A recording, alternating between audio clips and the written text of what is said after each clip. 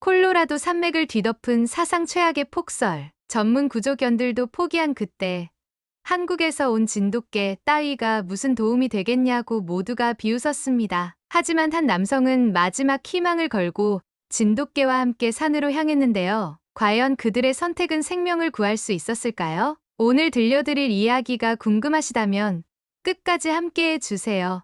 선생님들의 구독과 좋아요는 저희에게 큰 격려가 될 뿐만 아니라 한국의 자랑스러운 모습을 알리는 데에도 큰 힘이 됩니다. 이야기를 시작하도록 하겠습니다. 안녕하세요. 저는 콜로라도 산악구조대에서 15년간 근무했던 로건이라고 합니다. 지금은 은퇴하고 콜로라도 산맥 아래 작은 마을에서 살고 있죠. 이곳은 겨울이면 마치 세상과 단절된 듯 고요해집니다. 눈이 소리 없이 내리는 밤이면 그 정적이 귓가를 울릴 정도예요. 제 곁에는 바람이라는 진돗개가 있어요. 한국을 방문했을 때 인연이 닿아 데려온 유일한 동반자입니다. 노란 황금빛 털에 당당하게 서 있는 삼각형 귀, 그리고 누구에게도 굽히지 않는 강인한 눈빛을 가진 순수 혈통 진돗개죠. 사람들은 종종 바람이를 보고 놀라워합니다. 미국에서는 보기 드문 견종이니까요.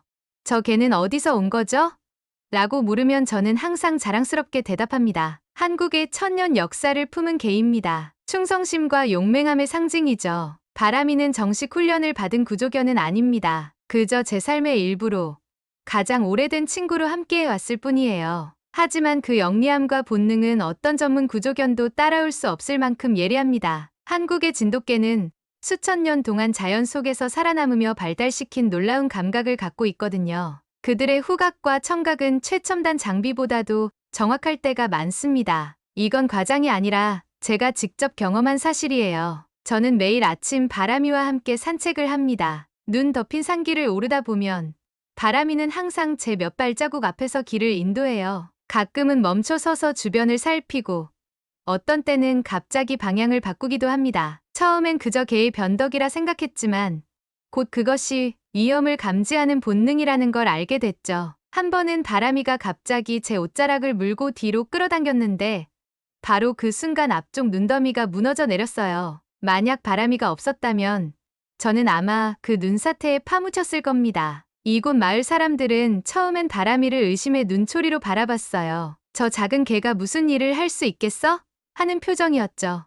미국인들에게는 구조견이라고 하면 대형견을 떠올리는 경우가 많거든요. 하지만 바람이는 그들의 편견을 하나씩 깨트려 나갔습니다. 눈보라 속에서도 길을 찾고 어둠 속에서도 위험을 감지하는 능력은 마을 사람들의 인정을 받기에 충분했어요. 사실 저는 5년 전 사고로 동료를 잃은 후 구조 활동에서 물러났습니다. 하지만 바람이를 만난 후 조금씩 달라지기 시작했어요. 바람이의 눈빛 속에서 저는 제가 잃어버렸던 사명감을 다시 발견했습니다. 바람이의 두툼한 이중모는 극한의 추위도 견뎌내고 날카로운 감각은 위험 속에서도 안전한 길을 찾아내죠. 한국의 진돗개는 수천 년 동안 한반도의 혹독한 환경 속에서 단련된 견종이니까요. 그 유전자에는 생존의 지혜가 새겨져 있습니다. 가끔 바람이와 눈을 마주치면 말이 필요 없을 만큼 서로의 생각을 읽어내는 기분이 들어요. 그런 순간이면 저는 다시 산으로 나갈 용기가 생깁니다. 오늘도 창밖에는 눈이 소리 없이 내립니다. 바람이는 벽난로 앞에 웅크리고 누워있네요. 잠시 후 저는 그와 함께 오후 산책을 나설 겁니다. 이 고요한 눈밭 위에서 우리는 무언의 대화를 나눌 테죠. 그리고 바람이는 이 조용한 마을에서 곧 놀라운 능력을 세상에 보여주게 될 거예요. 그 누구도 예상하지 못했던 방식으로 말이죠. 아침에 눈을 떴을 때부터 무언가 달랐습니다. 창문을 덮은 서리 너머로 세상이 온통 하얗게 변해 있었어요. 바람이는 평소보다 일찍 저를 깨웠고 안절부절 못하는 모습이었죠. 마치 무언가를 예감한 듯한 그 모습에 저도 모르게 긴장감이 들었습니다. 라디오를 켜자 비상 방송이 흘러나왔어요. 역대급 폭설이 콜로라도 산악지대를 강타했다는 소식이었습니다. 현재 마을로 연결되는 모든 도로가 차단되었으며 통신 상태도 불안정합니다. 지역 주민들은 외출을 자제하고 창밖을 보니 눈은 여전히 거세게 내리고 있었어요. 마을 전체가 순식간에 고립된 상황이었죠. 바람이는 창가에 앉아 밖을 응시하고 있었습니다. 그 긴장된 자세와 똑바로 세운 귀를 보니 저도 모르게 불안한 예감이 들었어요. 한국의 진돗개는 위험을 감지하는 능력이 탁월하다고 하잖아요. 그래서 저는 바람이의 행동을 무시하지 않았습니다. 아침 식사를 마치자마자 비상벨 소리가 울려 퍼졌어요. 이 마을에서 비상벨은 정말 긴급한 상황에서만 울리는 신호였습니다. 바람이는 벌떡 일어나 현관문 쪽으로 달려갔죠. 저도 서둘러 두꺼운 방한복을 입고 바람이와 함께 마을회관으로 향했습니다. 눈이 무릎까지 쌓여 있었지만 바람이는 가볍게 눈 위를 달렸어요. 노란 황금빛 털이 하얀 배경 속에서 유난히 선명하게 빛났습니다. 마을회관에 도착하자 이미 많은 사람들이 모여 있었어요. 우리 마을 촌장인 빌과 지역 구조대장 마이크가 심각한 표정으로 지도를 펼쳐놓고 있었습니다. 그들의 표정만 봐도 상황이 심각하다는 걸 직감할 수 있었죠. 로건, 잘 왔네. 마이크가 저를 보자마자 말했습니다. 큰일이야. 어젯밤 스키어 3명과 등산객 2명이 실종됐어. 그리고 가장 최근에는 에밀리라는 친구가 실종됐어. 에밀리는 마을에서 유일한 의사의 딸로 20살의 젊은 여성이었어요. 대학에서 방학을 맞아 고향에 돌아왔다가 눈이 잠시 그쳤을 때 사진을 찍으러 나갔다가 폭설에 갇힌 모양이었습니다. 마지막 통화에서 그녀는 산 중턱의 전망대 근처에 있다고 했지만 그 이후로 연락이 완전히 끊겼다고 하네요. 헬기는? 제가 물었습니다. 이 기상 상태로는 불가능해. 마이크가 고개를 저었어요. 드론도 눈보라에 추락했고 이 말은 곧 사람과 개만이 유일한 희망이라는 뜻이었습니다. 모두의 시선이 저에게로 향했어요. 은퇴했지만 저는 여전히 이 지역에서 가장 경험 많은 산악 구조대원이었으니까요. 그리고 그 시선은 곧 바람이에게로 옮겨갔습니다. 바람이는 그 모든 시선 속에서도 차분히 제 곁에 앉아 있었어요. 로건, 우리가 할 수 있는 건 사람과 개뿐이야. 마이크가 말했습니다. 자네와 진돗개, 함께 갈 수 있겠나? 제 심장이 빠르게 뛰기 시작했습니다. 5년 전의 그 사고 이후로 저는 눈사태 구조 현장에 직접 나가본 적이 없었어요. 그때의 공포와 무력감이 다시 밀려왔습니다. 하지만 바람이가 제 손을 핥았어요. 그 따뜻한 감촉이 제게 용기를 주는 것 같았습니다. 갈게요. 다른 구조견 팀도 준비시키세요. 제가 대답했습니다. 빠르게 팀이 꾸려졌어요. 퍼스트 마운틴 구조대의 블러드하운드 2마리와 점원 셰퍼드 1마리. 그리고 우리 바람이까지. 구조견 핸들러 3명과 경험 많은 등산가 2명이 함께하기로 했습니다. 에밀리의 부모님은 딸의 옷 한 벌을 가져왔어요. 구조견들이 냄새를 맡을 수 있도록 말이죠. 우리 에밀리를 제발 찾아주세요. 에밀리의 어머니가 떨리는 목소리로 말했습니다. 그 아이는 아직 너무 어려요. 저는 그녀의 손을 꼭 잡았습니다. 최선을 다하겠습니다. 바람이가 있으니까요. 바람이를 보자 에밀리의 어머니는 약간 놀란 표정이었어요. 아마도 진돗개를 처음 보는 모양이었죠. 저 개가 정말 찾을 수 있을까요? 걱정 마세요. 진돗개는 세계에서 가장 뛰어난 감각을 가진 개 중 하나입니다. 한국에서는 수천 년 동안 사냥과 수색에 활용되어 왔어요. 바람이에게 적절한 장비를 갖추게 했습니다. 방한용 개 부츠와 눈에 잘 띄는 형광색 조끼를 입혔어요. 바람이는 처음에는 부츠를 신는 걸 조금 어색해했지만 곧 적응했습니다. 정식 구조견은 아니었지만 바람이의 태도는 어느 전문 구조견 못지않게 진지했어요. 우리가 산으로 출발할 때쯤 눈은 잠시 그쳤지만 하늘은 여전히 먹구름으로 뒤덮여 있었습니다. 기상 예보는 몇 시간 내에 다시 폭설이 시작될 거라고 예측했어요. 시간이 많지 않았습니다. 에밀리가 생존해 있다면 영하 20도의 날씨에 12시간 이상 견뎌야 했을 테니까요. 모두 들어요. 마이크가 출발 직전에 말했습니다. 우리는 세 팀으로 나누어 수색할 거야. 팀 A는 북동쪽 등산로, 팀 B는 전망대, 그리고 로건과 바람이는 팀 C로 동쪽 계곡을 맡아주게. 저는 고개를 끄덕였어요. 동쪽 계곡은 가장 위험한 지역이었습니다. 눈사태 위험이 높고 지형도 복잡해서 수색이 어려운 곳이었죠. 하지만 그런 상황에서는 바람이의 능력이 가장 빛을 발할 수 있을 거라고 생각했습니다. 모두 무전 연락을 유지하고 어둡기 전에 돌아와야 해. 누구든 에밀리를 발견하면 즉시 알리고 다른 실종자들의 흔적도 주의 깊게 살펴. 마이크의 지시가 끝나자 우리는 각자의 방향으로 흩어졌습니다. 바람이는 에밀리의 옷을 꼼꼼히 냄새 맡았어요. 그리고 이제 우리는 함께 눈 덮인 산으로 향했습니다. 바람이의 노란 털이 하얀 눈밭 위에서 빛나는 모습을 보며 저는 이상하게도 희망이 솟아오르는 것을 느꼈어요. 바람아, 수고 좀 해줘. 저는 바람이의 등을 쓰다듬으며 속삭였습니다. 바람이는 제 말을 이해한 듯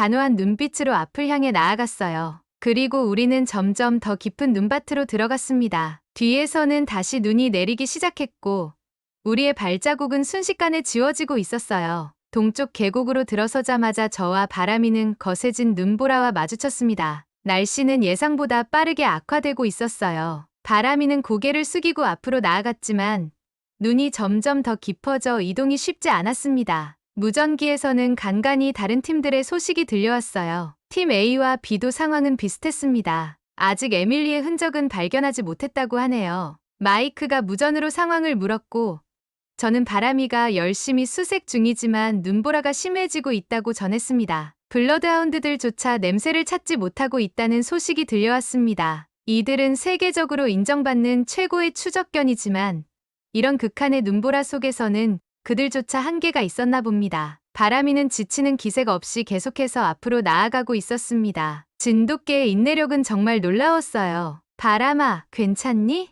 제가 물었습니다. 바람이는 잠시 멈춰서서 저를 바라보았어요. 그 눈빛은 여전히 단호했습니다. 마치 걱정하지 말라고 말하는 것 같았죠. 저는 바람이의 등을 쓰다듬으며 용기를 북돋았습니다. 그리고 우리는 다시 전진했어요. 약 2시간 정도 수색을 계속했을 때 무전기에서 다시 마이크의 목소리가 들려왔습니다. 이번에는 훨씬 더 긴박했어요. 기상 상황이 급격히 악화되고 있으며 눈사태 위험 레벨이 적색으로 상승했으니 즉시 철수 준비하라는 지시였습니다. 저는 한숨을 내쉬었습니다. 에밀리를 찾지 못한 채 돌아가야 한다니.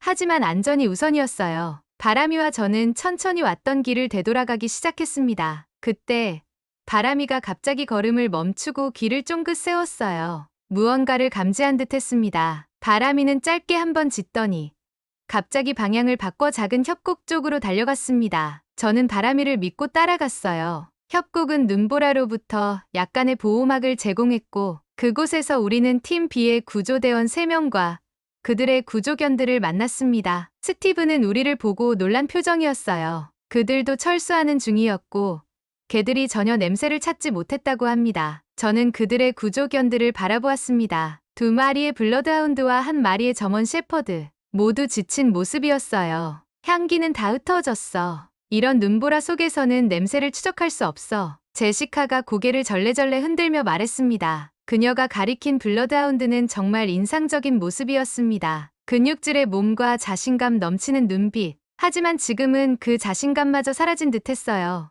눈보라는 개들의 가장 큰 무기인 후각을 무력화시켰던 겁니다. 무전기에서 마이크의 목소리가 더욱 긴박하게 들려왔어요. 모든 팀에게 즉시 철수하라는 명령이었습니다. 스티브는 우리가 할 수 있는 건 다 했으니 내일 날씨가 좋아지면 다시 오자고 했어요. 저는 바람이가 뭔가를 감지한 것 같다고 말했고 스티브는 본부의 명령을 지켜야 한다며 만류했습니다. 저는 잠시 망설였습니다. 명령을 어기는 건 위험한 일이었어요. 하지만 바람이의 눈빛은 너무나 확신에 차 있었습니다. 저는 결심했어요. 그때 우리 모두 무전기를 통해 팀 A의 보고를 들었습니다. 그들도 아무것도 발견하지 못했다고 해요. 모든 희망이 사라지는 순간이었습니다. 구조대장 마이크는 더 이상 지체할 수 없다고 판단했나 봅니다. 모든 수색을 중단하고 베이스 캠프로 복귀하라는 명령이 내려졌습니다. 이 정도 상황이면 살아있을 확률이 희박합니다. 스티브가 고개를 떨구며 말했습니다. 구조대원들은 착잡한 표정으로 무전기를 내려놓았습니다. 제시카는 구조견들을 불렀고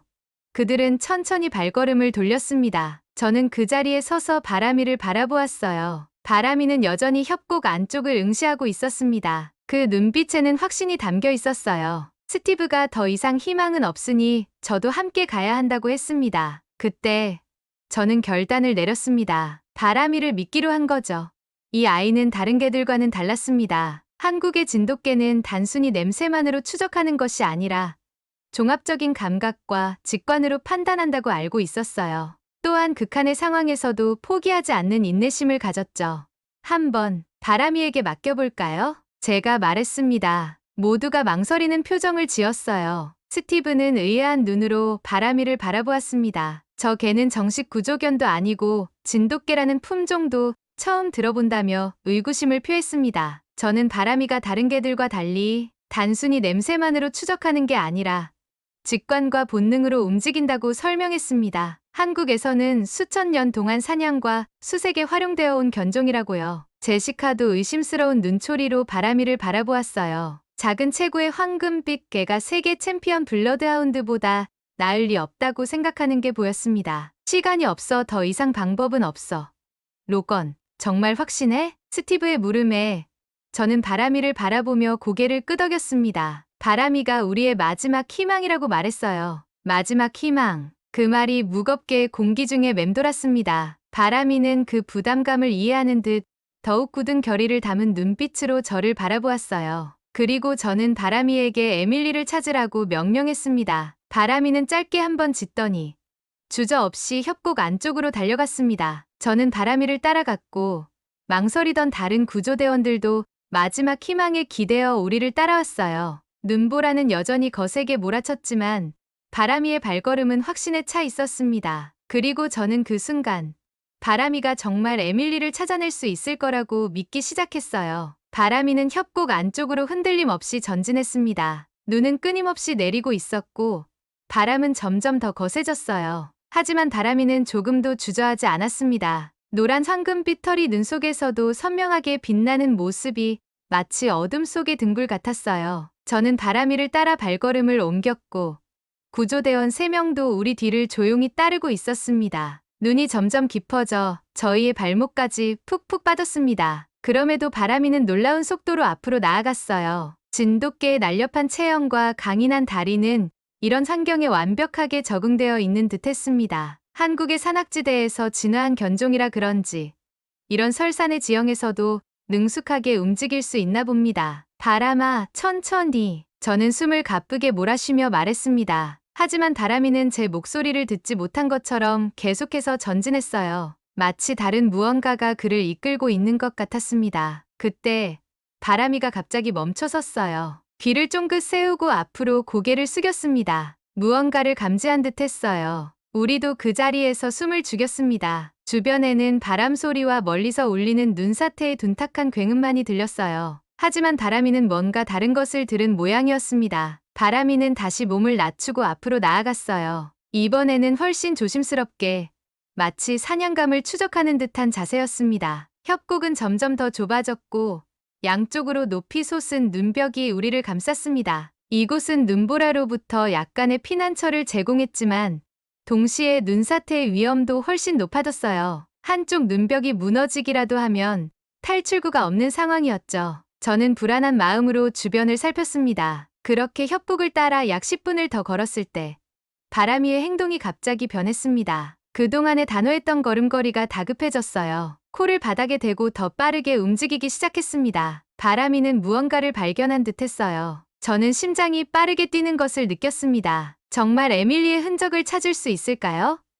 그 생각에 발걸음도 자연스레 빨라졌습니다. 하지만 그때 불길한 소리가 들려왔어요. 머리 위 눈벽에서 눈덩이들이 떨어지기 시작했습니다. 작은 눈사태의 전조였어요. 모두 멈춰. 저는 소리쳤습니다. 움직이지 마. 우리 모두는 그 자리에 얼어붙었습니다. 하지만 바람이는 달랐어요. 바람이는 갑자기 속도를 내어 앞으로 달렸습니다. 저는 당황해서 바람이를 불렀지만 이미 늦었어요. 바람이는 협곡의 굽이진 곳을 돌아 시야에서 사라졌습니다. 그 순간 우리 머리 위에서 커다란 소리가 났습니다. 눈벽이 무너지기 시작했어요. 우리는 빠르게 피신했지만 바람이가 사라진 방향으로는 눈더미가 끊임없이 쏟아졌습니다. 바람아!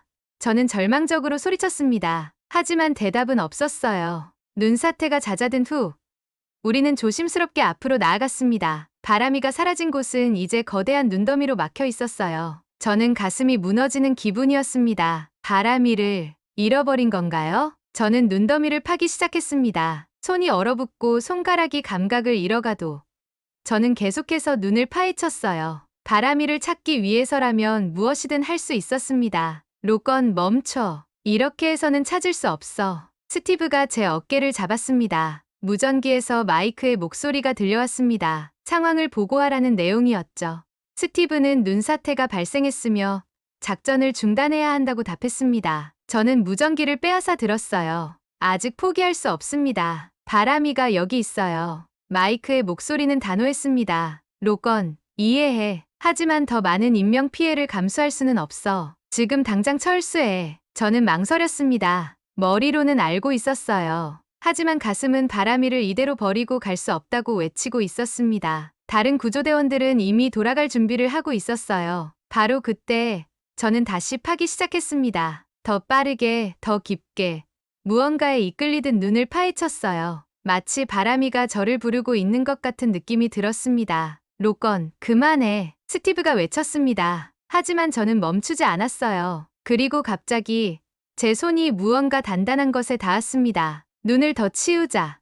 노란 털이 보였어요. 바람이의 털이었습니다. 찾았어. 저는 흥분해서 외쳤습니다. 모두가 달려와 도왔고 우리는 바람이를 눈 속에서 꺼냈습니다. 바람이는 의식이 있었지만 떨고 있었어요. 그리고 오른쪽 앞발에서는 피가 흘러내리고 있었습니다. 날카로운 나뭇가지에 다친 것 같았어요. 바람아, 괜찮아? 저는 바람이를 꼭 안았습니다. 바람이는 약하게 짖었어요. 그리고 놀랍게도 다친 몸으로도 다시 눈속을 파기 시작했습니다. 바람이는 포기하지 않았어요. 바람이는 여전히 무언가를 찾고 있었습니다. 봐요.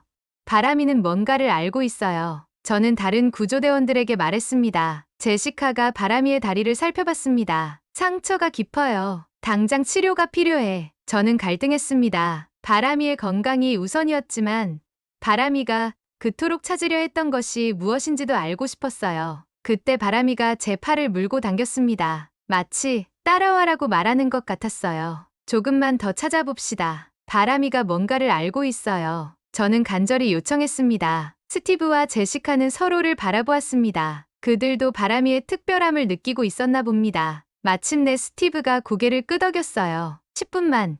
그 이상은 안 돼. 우리는 바람이를 따라 눈을 더 파헤쳤습니다. 바람이는 다친 발을 끌면서도 포기하지 않았어요. 그 모습을 보며 저는 진돗개의 놀라운 의지력에 감탄했습니다. 이것이 바로 한국인들이 왜 이 견종을 그토록 자랑스러워하는지 이해할 수 있었어요. 바람이는 다친 앞발을 질질 끌면서도 눈 속에서 길을 찾아 나갔습니다. 피가 흐르는 발자국이 하얀 눈 위에 선명한 흔적을 남겼어요. 그 모습을 보며 저는 가슴이 아팠지만 바람이의 눈빛에는 여전히 강한 의지가 담겨 있었습니다. 바람아, 너무 무리하지 마. 제가 걱정스럽게 말했지만 바람이는 개의치 않는 듯 계속 앞으로 나아갔습니다. 스티브와 제시카는 서로 불안한 눈빛을 교환했어요. 약속한 10분이 다 되어가고 있었지만 아무도 바람이를 막지 못했죠. 우리 모두 바람이의 결연한 모습에 이끌려 따라갔던 것 같습니다. 바람이는 갑자기 멈춰서서 특정 지점에 눈을 파기 시작했어요. 그 모습에는 확신이 가득했습니다. 우리도 바람이를 도와 함께 눈을 파내기 시작했죠. 손이 얼어붙을 정도로 차가웠지만 바람이의 열정적인 모습에 우리도 힘을 내었습니다. 뭔가 있어요? 제시카가 바람이의 행동을 유심히 지켜보며 물었습니다. 저는 대답 대신 계속해서 눈을 파헤쳤어요. 그때 제 손끝에 무언가가 닿았습니다. 천 같은 느낌이었어요. 더 빠르게 눈을 치우자 파란색 재킷에 소매가 드러났습니다. 여기야. 사람이 있어. 저는 흥분해서 외쳤습니다. 모두가 달려와 도왔고 우리는 재빨리 눈을 치웠어요. 파란색 재킷 안에는 젊은 여성이 있었습니다. 에밀리였어요. 그녀의 얼굴은 창백했고 입술은 파랗게 변해 있었지만 가느다란 숨은 여전히 이어지고 있었습니다. 살아있어. 하지만 심각한 저온증이에요. 빨리 이송해야 해요. 제시카가 맥박을 확인하고 소리쳤습니다. 우리가 에밀리를 더 넓은 공간으로 조심스럽게 끌어내자. 그녀의 눈꺼풀이 미세하게 떨렸어요. 에밀리는 천천히 눈을 떴습니다. 그녀의 시선은 흐릿하고 초점이 없었지만 곧 우리를 인식하는 듯했어요. 그때 바람이가 앞으로 나섰습니다. 에밀리의 얼굴을 더 가까이서 보기 위해서였어요. 에밀리의 눈이 바람이와 마주쳤고 그녀의 표정이 갑자기 변했습니다. 강아지? 에밀리의 목소리는 거의 들리지 않을 정도로 약했습니다. 에밀리의 눈에서 갑자기 눈물이 흘러내렸어요. 그것은 공포의 눈물이 아니라 안도와 감사의 눈물 같았습니다. 그녀는 떨리는 손을 천천히 들어올려 바람이의 머리를 향해 뻗었어요. 바람이는 조심스럽게 그녀의 손에 코를 대었습니다. 나를 찾아서 고마워. 에밀리가 속삭이듯 말했습니다. 그 순간 에밀리의 눈이 다시 감겼어요. 그녀는 다시 의식을 잃었지만 얼굴에는 평온함이 서려 있었습니다. 마치 이제는 안전하다는 것을 알고 안심한 듯했어요. 스티브는 즉시 무전기를 들어 본부에 연락했습니다. 에밀리를 찾았어. 생존해 있음. 긴급 후송 필요. 무전기에서 환호성이 들렸어요. 마이크가 곧 구조팀을 보내겠다고 했지만 눈보라가 계속되는 상황에서는 시간이 걸릴 것이라고 했습니다. 우리는 우선 에밀리를 안전한 곳으로 옮겨야 했어요. 저는 재빨리 배낭에서 비상 담요를 꺼내 에밀리를 감쌌습니다. 체온 손실을 최소화하는 것이 중요했어요. 제시카는 응급 처치 키트에서 열 패치를 꺼내 에밀리의 주요 동맥 부위에 붙였습니다. 어떻게 이런 추위 속에서 살아남을 수 있었을까요? 스티브가 놀라움을 감추지 못했습니다. 저는 바람이를 바라보았어요. 바람이는 에밀리 옆에 앉아 그녀를 지키듯 지켜보고 있었습니다. 그 순간 저는 깨달았어요. 바람이가 에밀리를 발견한 것은 우연이 아니었습니다. 바람이는 그녀의 생명 신호를 감지한 거예요. 한국의 진돗개는 단순히 냄새만 쫓는 게 아니라 모든 감각을 종합적으로 활용하는 특별한 능력이 있었던 겁니다. 바람아, 내가 해냈어. 저는 바람이의 머리를 쓰다듬으며 속삭였습니다. 바람이는 고개를 들어 저를 바라봤어요. 그 눈빛에는 자부심과 함께 통증이 섞여 있었습니다. 바람이의 앞발은 계속해서 피를 흘리고 있었죠. 저는 재빨리 응급처치 키트에서 붕대를 꺼내 바람이의 다리를 감쌌습니다. 이 아이가 정말 대단한 개군요. 제시카가 감탄했습니다. 우리는 에밀리를 눈 속에서 완전히 꺼내고 응급 들것을 만들어 그녀를 눕혔습니다. 에밀리는 의식이 없었지만 호흡은 점점 안정을 찾아가고 있었어요. 스티브가 눈 속에서 작은 동굴 같은 공간을 발견했어요. 에밀리는 눈사태가 발생했을 때 그곳으로 피해 자신을 보호한 것 같았습니다. 그러나 출구가 막혀 빠져나오지 못했던 거죠. 만약 바람이가 그녀를 찾지 못했다면 에밀리는 결코 구조되지 못했을 겁니다. 바람이는 저와 함께 에밀리 옆에 앉아 있었어요. 다친 발에도 불구하고 바람이는 여전히 경계를 늦추지 않았습니다. 마치 에밀리를 지키는 수호자처럼 느껴졌어요. 약 1시간 후 구조팀이 마침내 도착했습니다. 그들은 전문 의료 장비와 따뜻한 음료, 그리고 더 단단한 들것을 가져왔어요. 에밀리는 신속하게 이송 준비가 되었습니다. 구조대장 마이크는 바람이를 보고 놀란 표정을 지었어요. 이 개가 정말 에밀리를 찾아냈다고? 네. 전문 구조견들도 포기한 상황에서요. 저는 자랑스럽게 대답했습니다. 마이크는 감탄의 눈빛으로 바람이를 바라봤어요. 한국의 진돗개라고 했지? 정말 놀라운 개군. 우리가 마을로 돌아가는 길은 쉽지 않았습니다. 눈은 여전히 내리고 있었고 바람도 세차게 불었어요. 하지만 이제 우리 모두의 마음에는 희망이 가득했습니다. 에밀리는 살아있었고 그것은 바람이 덕분이었습니다. 마을에 도착했을 때 많은 주민들이 우리를 기다리고 있었어요. 에밀리의 부모님은 딸을 보자마자 눈물을 쏟았습니다. 그들의 얼굴에는 안도와 감사의 표정이 가득했어요. 어떻게 찾은 거죠? 에밀리의 어머니가 떨리는 목소리로 물었습니다. 저는 바람이를 가리켰어요. 이 아이가 찾아냈습니다. 한국에서 온 진돗개예요. 에밀리의 부모님은 놀란 표정으로 바람이를 바라봤습니다. 그들은 바람이의 다친 발을 보고 더욱 놀랐어요. 바람이가 자신의 부상에도 불구하고 그들의 딸을 구했다는 사실에 깊은 감동을 받은 듯 했습니다. 에밀리가 병원에서 의식을 완전히 되찾은 건 이틀 후였습니다. 마을 의원에서 응급처치를 받은 후 그녀는 헬리콥터로 콜로라도 중앙병원으로 이송되었어요. 의사들은 그녀가 극한의 추위 속에서 살아남은 것은 기적이라고 했습니다. 저온증은 심각했지만 다행히 동상은 경미한 수준이었어요. 저는 바람이와 함께 병원을 찾았습니다. 바람이의 다리는 12바늘이나 꿰맸지만 구조견 조끼를 입고 당당하게 걸어 들어갔어요. 마을 사람들이 급히 만들어준 특별한 조끼였습니다. 등에는 영웅 바람이라고 한글과 영어로 쓰여 있었죠.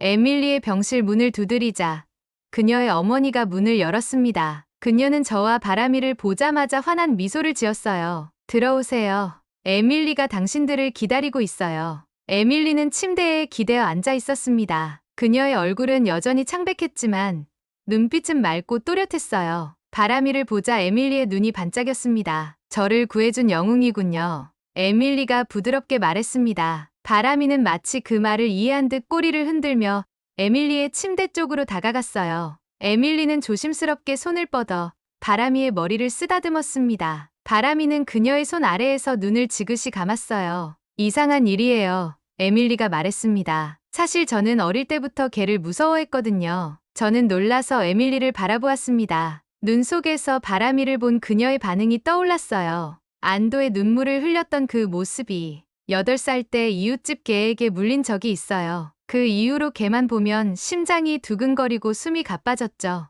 에밀리가 계속해서 말했습니다. 하지만 눈 속에서 이 아이를 봤을 때 두려움보다 안도감이 먼저 밀려왔어요. 마치 이제 괜찮을 거야 라는 확신이 들었달까요. 에밀리의 어머니가 다가와 딸의 어깨를 부드럽게 잡았습니다. 에밀리는 항상 집에 개를 키우고 싶어 했지만 그 트라우마 때문에 못 키웠어요. 이제 그 두려움을 극복할 수 있을 것 같다고 하네요. 바람이는 마치 그 대화를 이해하기라도 한 듯 에밀리의 손을 핥았습니다. 그 장면이 너무나 감동적이어서 저도 모르게 미소를 짓고 말았어요. 에밀리의 이야기는 빠르게 퍼져나갔습니다. 지역 신문사에서 인터뷰 요청이 왔고 그 다음에는 덴버의 지역 TV 방송국에서도 연락이 왔어요. 한국계 진돗개가 미국 산악지대에서 실종자를 구한 이야기는 사람들의 관심을 끌기에 충분했습니다. 한 주가 지난 후 CNN에서도 연락이 왔습니다. 그들은 특별 인터뷰를 요청했어요. 에밀리와 바람이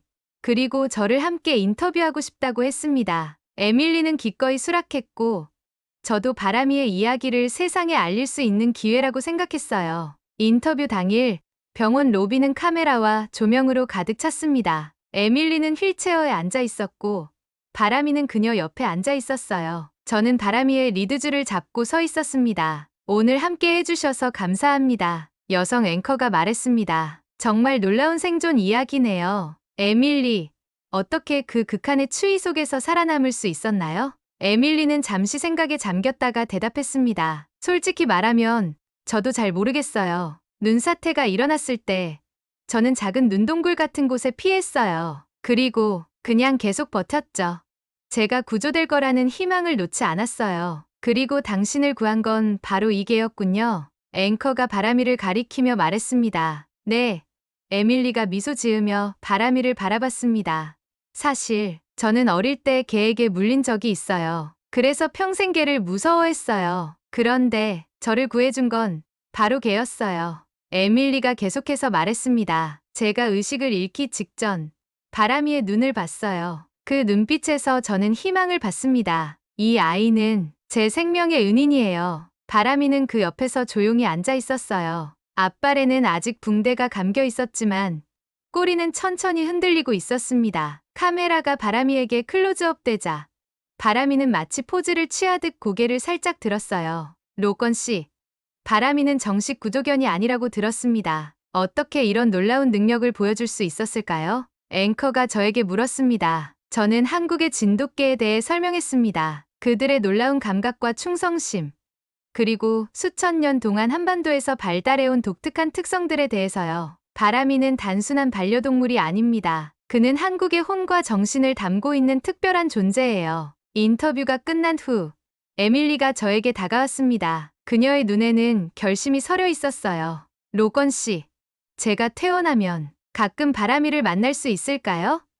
제 두려움을 완전히 극복하고 싶어요. 저는 기쁘게 수락했습니다. 바람이는 마치 그 대화를 이해한 듯 에밀리의 손을 핥았어요. 바람이의 이야기는 빠르게 전국으로 퍼져나갔습니다. SNS에서는 영웅 진돗개 해시태그가 트렌드가 되었고 한국 대사관에서도 축하 메시지를 보내왔습니다. 심지어 한국의 진돗개 보존협회에서는 바람이를 명예 홍보대사로 임명하겠다는 제안을 해왔어요. 하지만 저와 바람이에게 가장 큰 변화는 다른 곳에서 왔습니다. 마을의 산악구조대에서 공식적으로 바람이를 구조견으로 인정하고 저에게는 다시 구조대에 합류해달라는 요청이 온 거예요. 이번에는 진돗개 구조견 파트너와 함께 말이죠. 눈 덮인 산길을 바람이와 함께 걸으며 저는 생각했습니다. 때로는 가장 기대하지 않은 곳에서 영웅이 나온다고요. 그리고 때로는 오랫동안 두려워하던 것이 바로 당신을 구원하는 존재가 될 수도 있다는 것을요.